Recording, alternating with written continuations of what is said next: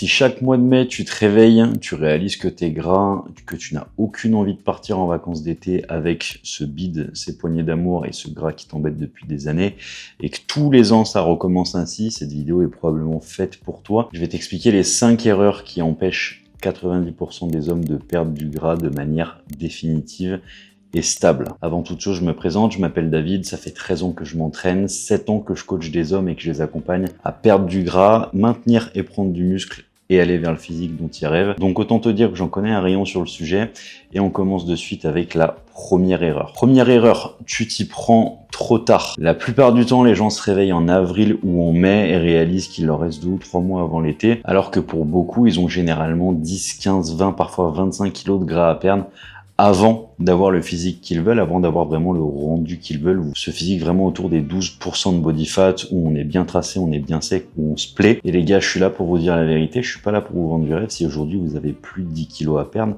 vous ne pouvez pas le faire en 2 mois. En tout cas, ça ne sera pas stable et tenable sur le long terme, et c'est pour ça que derrière, vous allez rebondir et reprendre le gras que vous avez perdu. Donc prévoyez du temps, les gars. Pour la plupart des personnes, je vous le dis parce que je coach depuis des années, pour la plupart des personnes, prévoir entre 4 à 6 mois de temps pour perdre le gras, apprendre à maintenir cette nouvelle condition physique et petit à petit avoir cette stratégie de sortie qu'on appelle une reverse diet dont on va parler après, c'est le temps parfait. Tu pourras difficilement aboutir à un physique concret et le maintenir si tu te donnes que 8 semaines alors que ça fait probablement plus de 8 mois, voire parfois 8 ans que tu es gras et que tu es dans ce physique-là qui te plaît pas. Tu peux pas régler des mois et des années de laisser aller en l'espace de 8 semaines, c'est pas possible. La deuxième erreur, elle va un petit peu avec la première, vu que tu es trop pressé, tu démarres trop fort. Tu te mets directement à 6 séances de musculation par semaine, 6 fois 1 heure de cardio, tu baisses tes calories à 1500 calories par jour, alors que jusqu'ici tu les traquais pas du tout, tu montes tes pas à 20 000 ou 15 000 steps par jour, du jour au lendemain,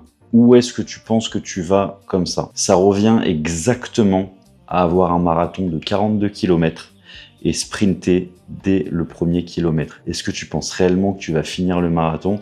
Est-ce que tu penses réellement que tu vas gagner quoi que ce soit? Comme je te l'ai dit, tu as probablement 4 à 6 mois devant toi pour dégager le gras que tu as à dégager. Si dès la première semaine, tu ne manges rien, tu te dépenses énormément, tu accumules de la fatigue, tu accumules de la frustration, où est-ce que tu penses que tu vas, honnêtement, à part dans le mur de cette façon-là? Ça n'est pas possible, ça n'est pas tenable. Raison pour laquelle je vais personnellement prôner une approche du coup beaucoup plus long terme, parce que c'est celle qui marche et je vous le dis aujourd'hui, ça fait encore une fois 7 ans que je fais ça. J'ai transformé des centaines d'hommes, je les ai aidés à perdre du gras et à maintenir leurs résultats ensuite. Ce que je vous dis là, ça sort pas de nulle part, c'est des années d'expérience. Prévois du temps, prévois 4 à 6 mois. Ça va te permettre de te mettre en léger déficit calorique, de pas le sentir passer, de pouvoir faire des adaptations petit à petit au fil des semaines et d'arriver à la fin de ta perte de gras en ayant accumulé relativement peu de fatigue, relativement peu de frustration. Il y a un temps pour être sous les 2000 calories, les gars, je vais pas vous mentir, il y a pas mal de gars avec qui ça doit être le cas en fin de perte de gras quand vraiment ils arrivent dans les derniers pourcents de masse grasse, autour des 12 et qui veulent descendre à 10 ou autour des 15 et qui veulent descendre à 12%.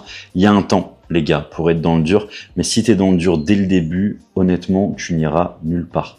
C'est voué à l'échec. Donc ce que je te conseille de faire, c'est de trouver ta maintenance calorique. Il y a beaucoup de calculateurs sur internet qui te permettront de le faire. Oui, c'est pas exact, oui, c'est pas 100% legit, mais ça te donnera une estimation de base. Mets tes calories 250 calories en dessous de celle-ci. Admettons que ta maintenance calorique soit à 2500. Mets-toi à 2250 calories. Reste à ce total-là pendant 15 jours et vois ce qui se passe. Surveille ton poids. Pèse-toi tous les jours, tous les matins, dans les mêmes conditions et regarde la façon dont ton poids évolue. Si ton poids monte ou se stabilise pendant 15 jours, je dis bien 15 jours, les gars, parce que je vous connais, vous allez vous mettre à 2250 calories, vous allez vous peser pendant 4 jours, pas voir le poids bouger et derrière dropper de 500 calories. Non, c'est pas comme ça que ça se passe. Reste vraiment à ça pendant 15 jours. Si ton poids se stabilise ou monte, enlève encore 200 calories.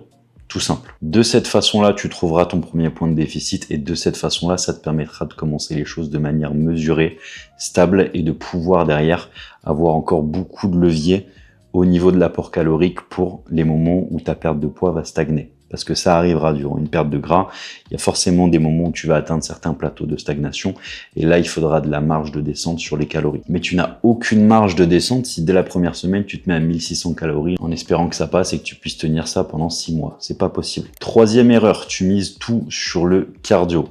Je le sais, je le vois, ça fait des années encore une fois que je fais ça et que je vois des hommes qui veulent perdre du gras qui du jour au lendemain se mettent à faire des heures de cardio.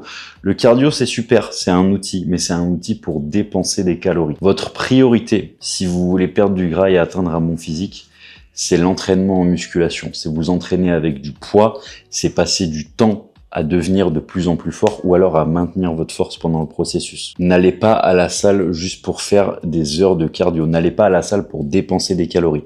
Allez à la salle pour maintenir du muscle. Maintenir, voire prendre du muscle, c'est le levier le plus fort, les amis, pour perdre du gras. Vous prenez du muscle, vous augmentez votre métabolisme de base, votre corps brûle plus de calories sans même bouger.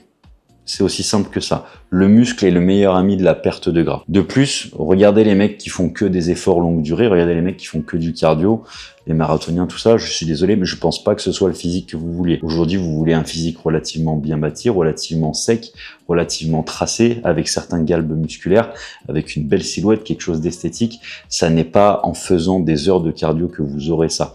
Allez à la salle de musculation pour prendre, voire maintenir du muscle. Ça se fait avec un entraînement lourd, avec un entraînement intense, des séries poussées à l'échec. Pas besoin de s'entraîner 6 fois par semaine, 3 à 4 séances par semaine suffisent. La plupart des gars que je transforme, les gars ne s'entraînent pas plus de 4 fois par semaine.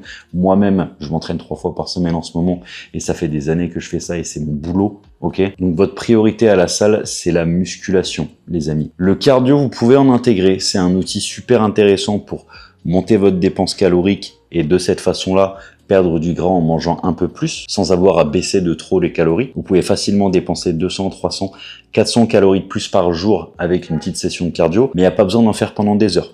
Commencez votre perte de gras en priorisant la musculation, peut-être à hauteur de 3 ou 4 séances de 1 heure par semaine, en ajoutant à ça 15 minutes de cardio à la fin de chaque séance. C'est déjà très bien. Il n'y a pas besoin de commencer à faire 6 fois 60 minutes de cardio par jour. Déjà, c'est pas quelque chose qui vous plaît, c'est pas quelque chose que vous tiendrez sur le long terme. Donc, au bout de la semaine 3 ou 4, vous allez envoyer le truc balader. Et le projet de votre physique sec et esthétique va encore tomber à l'eau une année de plus. Allez-y doucement. Ne misez pas tout sur le cardio. Votre priorité doit être de maintenir, voire prendre du muscle. Et prendre du muscle en déficit calorique, c'est possible. Prendre du muscle en perte de gras, c'est possible. Si vous avez beaucoup de gras aujourd'hui, vous avez beaucoup d'énergie qui est stockée au niveau de votre ventre, de vos poignées d'amour, croyez-moi que vous pouvez prendre du muscle, sauf si, on revient à l'erreur numéro 1, vous vous mettez à 1600 calories dès la première semaine. Votre priorité à la salle, ça n'est pas de dépenser des calories via le cardio, c'est de maintenir du muscle. Le cardio n'est qu'un outil. Ça m'est déjà arrivé de faire perdre 10-15 kilos de gras à des mecs en l'espace de 4 ou 5 mois sans qu'ils aient à faire une seule minute de cardio, les gars. Je dis pas que c'est le cas de tout le monde. Le cardio est un outil qu'il faut probablement intégrer dans la plupart des cas, mais c'est pour vous dire à quel point ça n'est pas obligatoire. Par contre, vous entraînez lourd en musculation pour garder un maximum de muscles et garder un métabolisme élevé, ça c'est primordial. Erreur numéro 4, tu ne traques pas réellement tes calories. C'est factuel. J'ai des dizaines d'appels toutes les semaines avec des hommes qui pensent tout bien faire, qui pensent traquer leurs calories, machin, et qui ne perdent pas de poids. Si aujourd'hui, tu ne perds pas de poids, dans 99,9% des cas, ça n'est pas ton métabolisme, ça n'est pas ton cortisol, ça n'est pas que tu es hormonalement pas au point ou quoi, c'est que tu n'es simplement pas en déficit calorique parce que tu traques mal tes calories. On s'en rend pas compte, les gars, mais un petit peu d'huile par-ci par-là, un petit peu de lait dans les 2 ou 3, 4 cafés que tu prends au boulot. Tout ça, tous les jours, c'est des centaines de calories qui s'ajoutent et tu peux vite manger 300, 400, 500 calories de plus par jour que ce que tu imaginais et c'est assez pour plomber ton déficit calorique et être plus en maintenance, voire en surplus que dans le déficit calorique que tu imaginais. Donc traque vraiment. C'est honnêtement très facile aujourd'hui avec MyFitnessPal, tu as juste à scanner le code barre de ce que tu manges ou à rechercher l'aliment dans une barre de recherche, noter la quantité que tu en manges, etc. Et à partir du moment où tu auras déjà calibré 2-3 bonnes journées comme ça, derrière tu peux très bien te permettre de refaire exactement les mêmes journées sans avoir à traquer le moindre aliment parce que tu sais exactement où tu tombes en mangeant ces choses-là dans ces quantités-là. Ok, il y a des gens qui arrivent à faire ça à l'œil, ce sont des personnes qui font ça depuis des années. Si aujourd'hui tu regardes cette vidéo, ça n'est probablement pas ton cas. Donc je t'invite vraiment à retraquer précisément ce que tu manges parce que tu manges probablement beaucoup plus que ce que tu imagines. Le deuxième truc à ce propos-là, c'est que pour beaucoup de personnes vont peut-être bien faire le job au niveau du traquage de leurs calories du lundi au vendredi, mais s'imaginent que ils ont fait le boulot du lundi au vendredi, donc ils ont mérité de se faire atrocement plaisir le week-end et de plus forcément compter. Et ça, les gars, c'est le meilleur moyen de saboter votre déficit calorique parce que vous pouvez très vite, admettons que vous soyez à 2500 calories, admettons que vous soyez à 2000 calories, ça va en parler à plus d'un, ça vous fait 14 000 calories à la semaine, vous pouvez très vite, si vous faites pas attention à contrôler vos apports caloriques aussi le week-end, dépasser vos calories de 1000, 2000, 3000, 4000 calories même parfois, parce que justement vous voulez vous récompenser un petit peu de la semaine que vous avez faite et que vous avez un petit peu faim, et c'est le moment de décompresser, il y a de l'alcool, etc. Ne foirez pas vos week-ends. Je vous dis pas que vous pouvez pas sortir faire ce resto entre amis ou quoi que ce soit, mais faites en sorte que ça reste dans vos calories. Il y a plusieurs moyens de faire ça.